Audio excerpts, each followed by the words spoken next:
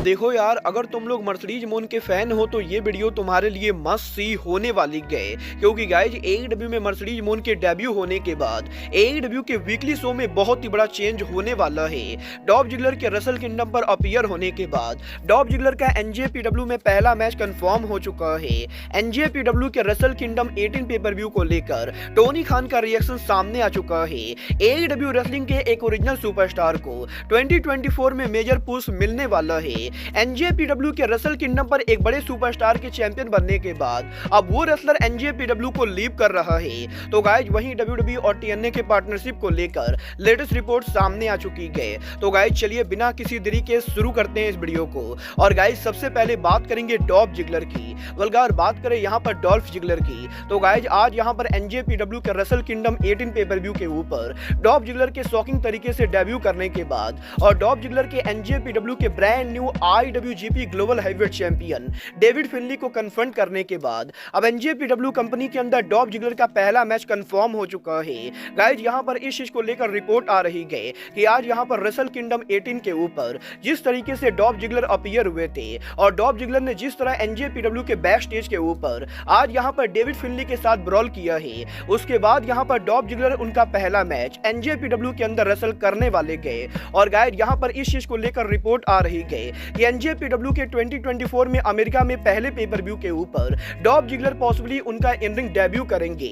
और गाइज जब यहाँ पर 13 जनवरी को एनजेपीडब्ल्यू कंपनी अमेरिका के अंदर उनका battle in a belly pay per view करेगी, तो गाइज पॉसिबली इसी पेपर व्यू के ऊपर डॉल्फ जिगलर यहाँ पर डेविड फिनली को फेस करने वाले गए। और गाइज लास्ट ईयर इसी पेपर व्यू के ऊपर मर्सिडीज मोन के एनजेपीडब्ल्यू के अमेरिकन शो पर डेब्यू करने के बाद अब इस साल इसी पेपर व्यू के ऊपर डॉल्फ जिगलर उनका इन रिंग डेब्यू करने वाले गए। और गाइज यहाँ पर इस चीज को लेकर अपडेट आ रही है कि 13 जनवरी वो डेट होने वाला है जब डॉल्फ जिगलर डब्ल्यूडब्ल्यूई के बाहर उनका पहला मैच रेसल करेंगे और डॉल्फ जिगलर का पहला मैच एनजेपीडब्ल्यू के ग्लोबल टाइटल के लिए होने वाला है। वेल देखना बहुत ही दिलचस्प होने वाला है कि जिगलर के एनजेपीडब्ल्यू को शॉकिंग तरीके से ज्वाइन करने के बाद आखिर यहाँ पर जिगलर उनके पहले मैच के अंदर एनजेपीडब्ल्यू के ग्लोबल हैवीवेट चैंपियन बनते हैं या नहीं। बट गाइज जहां तक बात रही एनजेपीडब्ल्यू में चैंपियन बनने की, तो गाइज यहीं आज एनजेपीडब्ल्यू के रसल किंगडम 18 पेपर व्यू के ऊपर एनजेपीडब्ल्यू के सारे टाइटल मैचेस के अंदर एनजेपीडब्ल्यू के सारे टाइटल्स के चेंज होने के बाद अब एनजेपीडब्ल्यू का एक नया चैंपियन एनजेपीडब्ल्यू कंपनी को ऑफिशियली लीव कर रहा है। और ये रेसलर और कोई नहीं बल्कि एनजेपीडब्ल्यू के ब्रांड न्यू आईडब्ल्यूजीपी नेवर ओपनवेट चैंपियन तमा तोंगा है। वेल गाइज ये बात तो मैंने आप लोग को कल रात को लाइव स्ट्रीमिंग के अंदर ऑलरेडी बताई थी कि तमा तोंगा का एनजेपीडब्ल्यू कॉन्ट्रैक्ट जनवरी महीने के एंडिंग पर ओवर होने वाला है। और यहीं आज टोक्यो डोम के अंदर एनजेपीडब्ल्यू को तमा तोंगा के न्यू चैंपियन बनाने के बाद तमा तोंगा ने बैक स्टेज इंटरव्यू में ये कंफर्म कर दिया है कि तमा तोंगा का एनजेपीडब्ल्यू का जो करंट कॉन्ट्रैक्ट है वो यहाँ पर 31 जनवरी को ओवर होने वाला है। और गाइज यहाँ पर तमा तोंगा के कॉन्ट्रैक्ट के ओवर होने के बाद तमा तोंगा इस बार एनजेपीडब्ल्यू के साथ नया कॉन्ट्रैक्ट साइन नहीं करेंगे। और गाइज करीबन 12 सालों तक एनजेपीडब्ल्यू में काम करने के बाद अब फाइनली 2024 के अंदर तमा तोंगा एनजेपीडब्ल्यू कंपनी को लीव करने वाले गए। और गाइज यहाँ पर 31 जनवरी के बाद तमा तोंगा ऑफिशियली एनजेपीडब्ल्यू कंपनी को लीव करेंगे। वेल गाइज क्योंकि तमा तोंगा ने ये कंफर्म कर दिया है कि वो यहाँ पर एनजेपीडब्ल्यू को लीव करने वाले गए, तो गाइज देखना ये दिलचस्प होने वाला है कि आखिर एनजेपीडब्ल्यू ने टोक्यो डोम में तमा तोंगा को चैंपियन क्यों बनाया है। और गाइज यहाँ पर तमा तोंगा के कॉन्ट्रैक्ट के ओवर होने से पहले तमा तोंगा उनका टाइटल किससे हारते गए। वेल गाइज अगर यहाँ पर तमा तोंगा एनजेपीडब्ल्यू को लीव कर रहे गए तो गाइज इस चीज के 95% चांसेस है कि तमा तोंगा यहां पर डब्ल्यूडब्ल्यूई कंपनी को ज्वाइन करेंगे, क्योंकि गाइज डब्ल्यूडब्ल्यूई पिछले 5-6 सालों से तमा तोंगा को काफी बार ऑफर दे चुकी है। और गाइज कई सालों तक डब्ल्यूडब्ल्यूई को रिजेक्ट करने के बाद पॉसिबली इस साल तमा तोंगा फाइनली डब्ल्यूडब्ल्यूई के ऑफर को लेने वाले गए। और गाइज पॉसिबली फरवरी महीने के अंदर तमा तोंगा डब्ल्यूडब्ल्यूई के ऊपर उनका डेब्यू करेंगे। वेल गाइज देखना बहुत ही दिलचस्प होने वाला है कि डब्ल्यूडब्ल्यूई के अंदर तमा तोंगा डेब्यू कब और कैसे करते गए।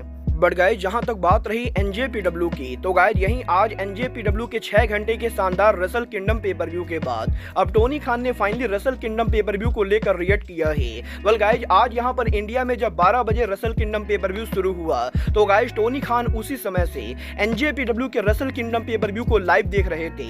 और गाइज यहां पर टोनी खान पूरे पेपर व्यू के दौरान सोशल मीडिया पर एनजेपीडब्ल्यू के मैचेस को लेकर ट्वीट कर रहे थे। और गाइज मजेदार बात तो यह है कि जिस टाइम एनजेपीडब्ल्यू का रेसल किंगडम पे पर व्यू शुरू हुआ था उस समय अमेरिका में रात के 3 बज रहे थे और गाइज यहाँ पर रात के 3 बजे के ऊपर टोनी खान यहाँ पर NJPW के रेसल किंगडम पे पर व्यू को लाइव देख के सोशल मीडिया पर रेसल किंगडम पे पर व्यू को लेकर ट्वीट कर रहे थे। और गाइज इस चीज से हमें ये पता चलता है कि टोनी खान NJPW के कितने बड़े फैन थे, क्योंकि गाइज यहाँ पर इंडिया में काफी सारे लोग रात में 3 बजे जग कर तो किसी रेसलिंग शो को नहीं देखेंगे।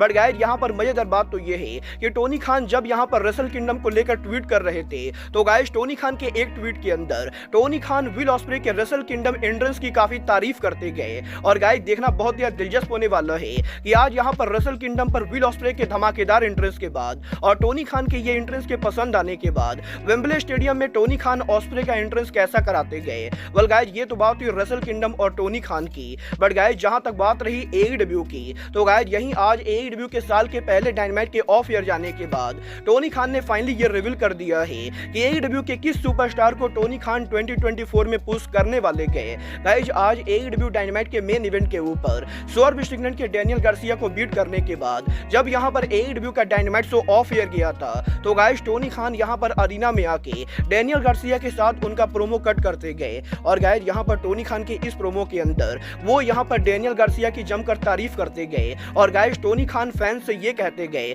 कि डेनियल गार्सिया AEW के उन रेसलर्स में से होने वाले गए जो यहाँ पर 2024 में फैंस को सबसे ज्यादा देखने को मिलेंगे। और guys basically Tony Khan fans को ये बताते गए कि AEW कंपनी 2024 के अंदर डेनियल गार्सिया को काफी ज्यादा टीवी टाइम देने वाली गए। और गाइज 2024 वो ईयर होने वाला है जब यहाँ पर डेनियल गार्सिया को सीरियस पुश मिल सकता है। वेल गाइज देखना बहुत ही दिलचस्प होने वाला है कि AEW कंपनी गार्सिया को कैसे यूज करती गए। बट गाइज चलिए फिलहाल आगे बढ़ते और बात करते हैं WWE और TNA की पॉसिबल पार्टनरशिप स्टेटस की। वेल गाइज ये बात तो मैं आप लोगों को ऑलरेडी बता चुका हूँ कि कल यहाँ पर WWE के head of creative triple H कोई बड़ी अनाउंसमेंट करने वाले गए। और गाइज जब से यहाँ पर ट्रिपल एच की अनाउंसमेंट वाली न्यूज सामने आई गए तब से यहाँ पर इस चीज को लेकर रूमर चल रही गए कि पॉसिबली ट्रिपल एच की ये अनाउंसमेंट WWE और TNA की पार्टनरशिप हो सकती गए। और गाइज पिछले एक हफ्ते से ये रूमर चल रही गए कि पॉसिबली TNA रेसलिंग उनके स्ट्रीमिंग सर्विस को WWE के नेटवर्क पर ले जाने वाली गए। और गाइज यही ट्रिपल एच के अनाउंसमेंट के TNA होने को लेकर अब यहाँ पर PWI इंसाइडर का बड़ा रिपोर्ट सामने आ चुका है। गाइज आज यहाँ पर PWI इंसाइडर ने इस चीज को कंफर्म कर दिया है कि कल यहाँ पर ट्रिपल एच जो भी अनाउंसमेंट करने वाले गए उसका यहाँ पर TNA रेसलिंग से कुछ भी लेना देना नहीं गए। और गाइज सोशल मीडिया पर WWE और TNA के पार्टनरशिप को लेकर इस समय जो भी रूमर चल रही गए ये रूमर्स यहाँ पर पूरी तरह से गलत है। और गाइज PWI इंसाइडर का ये दावा करना है कि ट्रिपल एच कल जो अनाउंसमेंट करेंगे उस अनाउंसमेंट का TNA या फिर दूसरी कंपनी से कुछ भी लेना देना नहीं गए। वेल गाइज अब ये तो कल ट्रिपल एच की अनाउंसमेंट पर ही पता चलेगा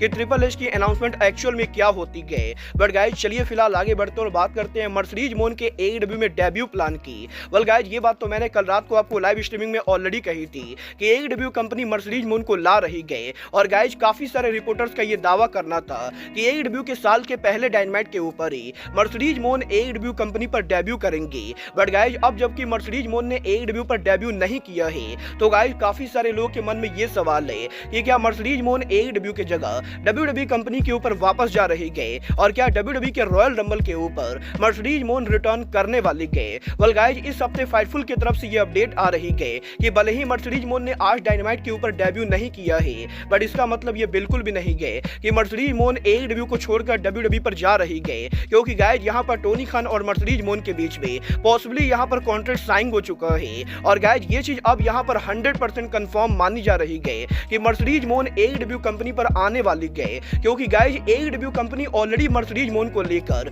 उनके वीकली शो के अंदर बहुत ही बड़ा चेंज करने वाली गए। और गाइज फाइटफुल सेलेक्ट ने यह कंफर्म किया है कि क्योंकि टोनी खान मर्सिडीज मोन को AEW में लाने के लिए रेसलिंग इंडस्ट्री की बाकी किसी भी वुमेन रेसलर के मुकाबले पॉसिबली हाईएस्ट सैलरी देने वाले गए, तो गाइज इसलिए मर्सिडीज मोन के इतने ज्यादा सैलरी देकर लाने की वजह से टोनी खान मर्सिडीज मोन को काफी डिफरेंट तरीके से यूज करेंगे।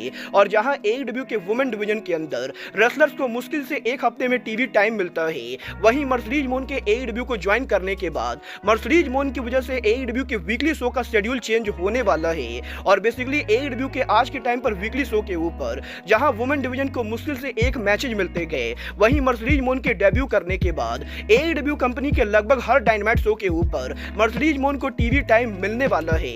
और AEW के वुमेन डिवीजन में और किसी को टीवी टाइम मिले या ना मिले, मर्सिडीज मोन जब भी यहां पर AEW के अंदर अंदर आएंगी तो मर्सिडीज मोन को AEW पर लंबा चौड़ा टीवी टाइम मिलने वाला है। और गाइज फाइटफुल सेलेक्ट का ये कहना है कि AEW कंपनी के अंदर मर्सिडीज मोन को स्पेशल अट्रैक्शन के तौर पर रखा जाएगा।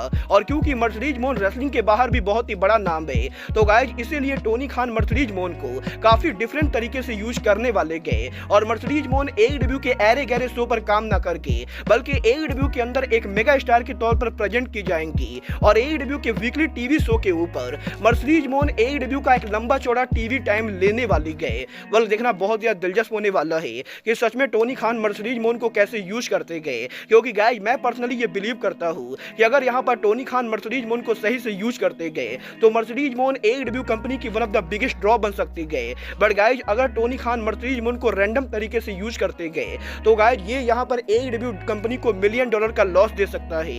मतलब ये तो आने वाला टाइम बताएगा कि टोनी खान मर्सिडीज मोन को कब लाएंगे और AEW में मर्सिडीज मोन के डेब्यू करने के बाद वीकली शो के ऊपर टीवी टाइम को लेकर क्या चेंजेज होते गए। वाला आप लोग मर्सिडीज मोन के डेब्यू के लिए एक्साइटेड हो या नहीं, आप लोग मुझे कमेंट करके बताइए। बट गाइज अब आज के इस वीडियो में बस इतना ही। मैं मिलता हूँ आपसे अपने अगले वीडियो में। बट गाइज तब तक के लिए good bye, good night and bang.